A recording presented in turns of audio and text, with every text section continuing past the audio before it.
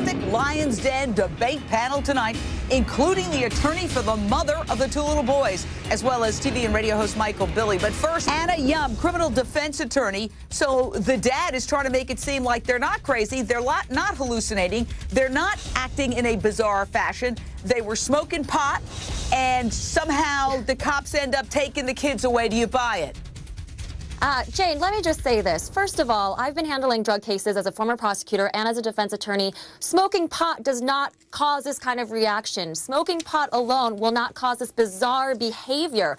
I mean, if anyone is questioning whether they were mentally ill at the time, just look at a photo of their mugshots, and I think that would eliminate all doubt. Okay, what we're talking about are so many bizarre statements. I mean, I know that Sharon Haken was saying that she was a ninja in the witness protection program, and that he had to beat her to beat out evil spirits. I mean, at this point, Jane, I'm questioning not only whether they were legally sane or insane at the time, but their mental competence to stand trial. It's just bizarre. It could be a movie.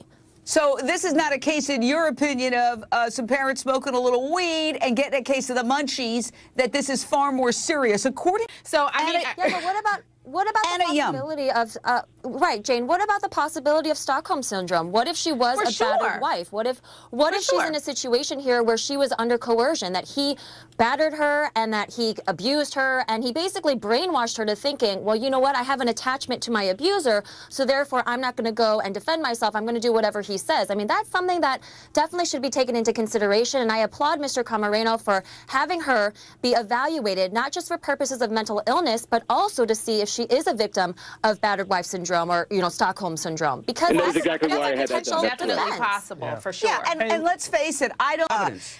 Yeah, and they could have a legal problem, as in lawsuit, because remember, they have splattered her name all over in connection with this very vicious killing. I'm a civil rights lawyer, and she needs to be hiring a civil rights lawyer for false arrest. Well, guess what? We've got her. Go ahead, Anna Yum.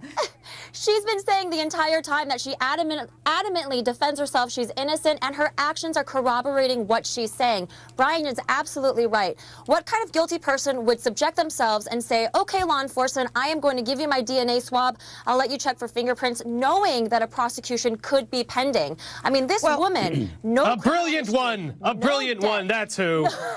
No debt, no criminal history, right? And we still have students who have a well, that means nothing. No criminal history means nothing in terms of crimes of passion, you know, because you don't have like 3 crimes of passion. But let me say this. We've got